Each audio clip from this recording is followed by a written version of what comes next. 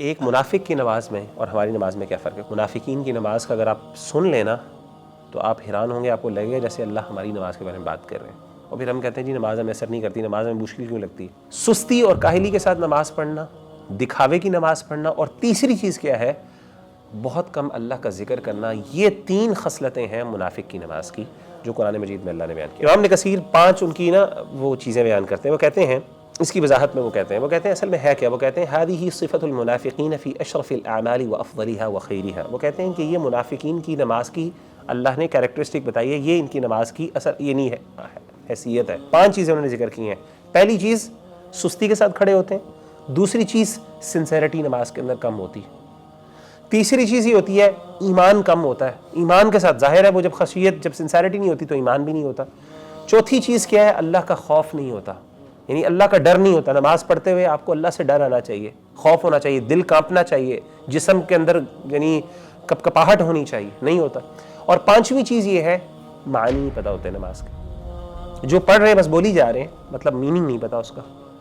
آپ مجھے بتائیں یہ 5 چیزیں ہمارے اندر ہیں کہ نہیں ہیں؟ بلکہ یہ 3 چیزیں جو پہلی ذکر ہے، اکثر ہم دکھاوے کی نماز پڑھ رہے ہوتے ہیں، پریشر کے اندر پیئر پریشر میں آ کے بعض اوقات پڑھ رہے ہوتے ہیں۔ دوسری چیز ہماری یہ ہے کہ جب ہم پڑھتے ہیں تو بالکل سستی سے ہماری بس کسی طریقے سے جان چھوٹ جائے۔ اور تیسری چیز کیا ہوتی ہے؟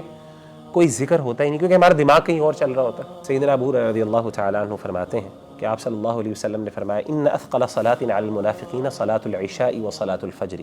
سب سے زیادہ مشکل 2 نمازیں ہیں منافقین کے اوپر، کون سی؟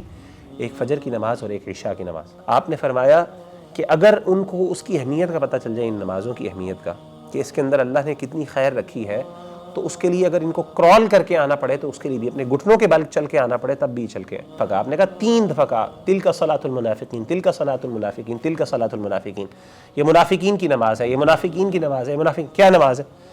یجلس احدہم، ایک بندہ بیٹھا رہتا ہے، حتی اذا اصفرت الشمس، یہاں تک کہ سورج زرد ہو جاتا ہے، فکانت بین قرنی الشیطان، تو شیطان کے 2 سینگوں کے درمیان ہو جاتا ہے، قام، کھڑا ہوتا ہے، فنقر 4، وہ 4 ٹھنگے لگاتا ہے، لا یذکر اللہ فیہا الا قلیلا، وہ اس میں اللہ کا کوئی بھی ذکر نہیں کرتا مگر تھوڑا سا۔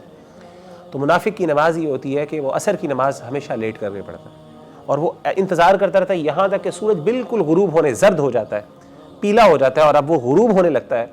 اس وقت وہ کیا کرتا ہے؟ ایک دم وہ اٹھتا ہے، اچانک پریشان ہو گیا، وہ نماز نکلنے لگی ہے، فوراً جاتا ہے 4 ٹھنگے لگاتا ہے جلدی سے، کوئی اس کو ٹائم ہی نہیں ہوتا، اور اس کے اندر اس نے کیا ذکر کرنا ہے؟ اللہ، کیا خشوع اور خضوع ہوتی ہے۔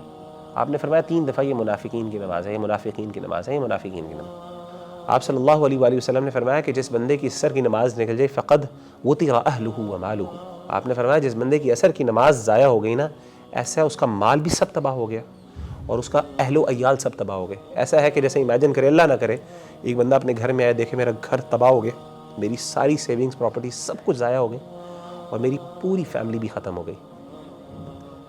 اللہ کے رسول نے کہا جس کی عصر کی نماز جان بوجھ کے رہ گئی اس کی حالت یہ۔ منافق کی نماز اور ہماری نماز میں فرق ہونا چاہیے۔